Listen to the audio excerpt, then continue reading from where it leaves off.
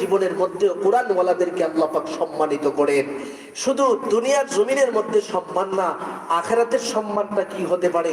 আমার নবী বলেন, একটা সন্তান যখন শুধুমাত্র কোরআন মুখস্থ করে হাফেজ হয়ে যায়, অতঃপর সেই কোরআনওয়ালা ব্যক্তিটা তার জীবনটাকে আমলের মাধ্যমে সুসজ্জিত করে, তখন এই কোরআনওয়ালা ব্যক্তিটাকে আল্লাহ পাক এত সম্মানিত করে দেয়, হাসরের ময়দানে তাকে বলতে থাকে, ও আমার মহাব্বতের হাফিজে কোরআন বান্দা, তুমি তেলাওয়াত শুরু করে দাও তো দেখি।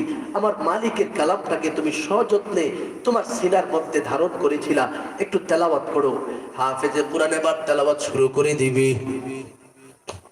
তেলাওয়াত করতে থাকবে, তেলাওয়াত করতে থাকবে, তেলাওয়াত করতে থাকবে। হাফেজ দেখবে একটা আয়াত পড়বে, এক একটা বিল্ডিং এর তালার উপরে সে উঠতে থাকবে, দুইটা আয়াত পড়বে, দ্বিতীয় তলায় উঠতে থাকবে, তিনটা আয়াত পড়বে, তৃতীয় তলার মধ্যে লিফটের পর লিফটের মতো সে উপরের দিকে উঠতে থাকবে।